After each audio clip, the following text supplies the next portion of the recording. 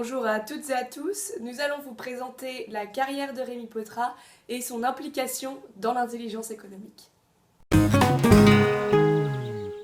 Rémy Pottrat est né le 13 février 1940 à Nevers.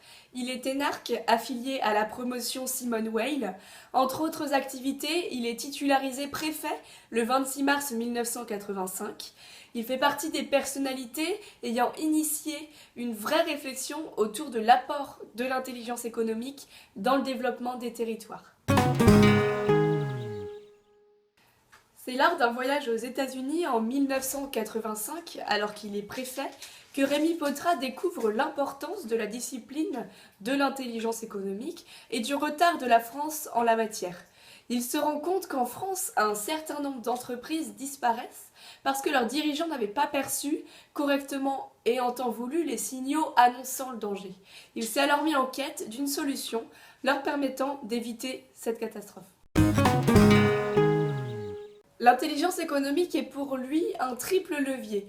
Tout d'abord, un levier de performance pour l'entreprise, un levier de réforme de l'État, c'est-à-dire que l'État retrouve sa vocation de stratège, de veilleur de l'avant, signalant aux forces économiques les tendances émergentes.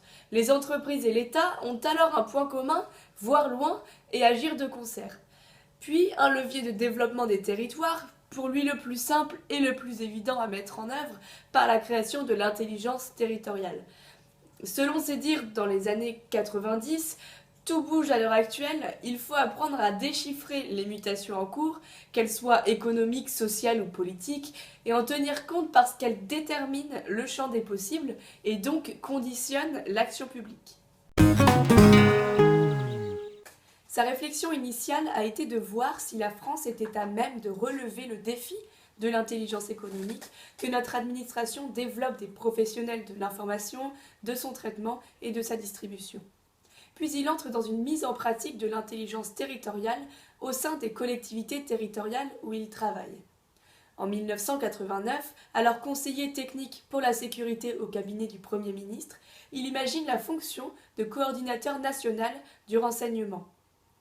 Suite à la publication du rapport Martre en 1995, il met en place le Comité pour la compétitivité et la sécurité économique.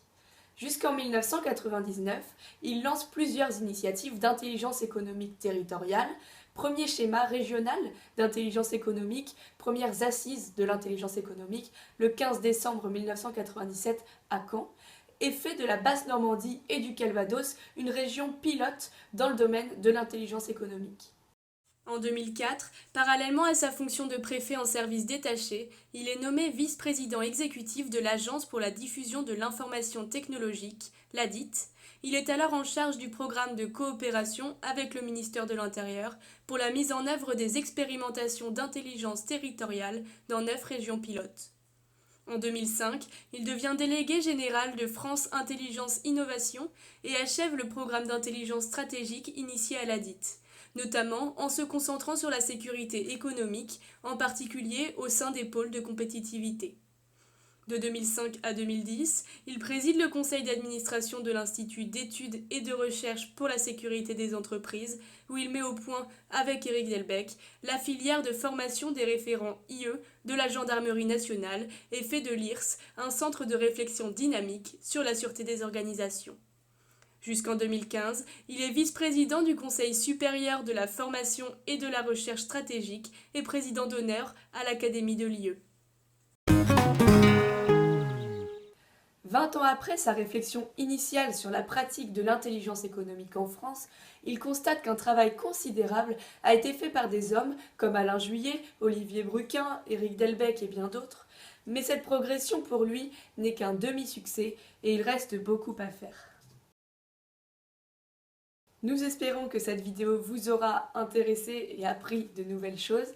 Pour plus d'informations, n'hésitez pas à vous rendre sur le portail de l'IE. De nombreuses interviews de Rémy Pottrat sont également disponibles sur YouTube.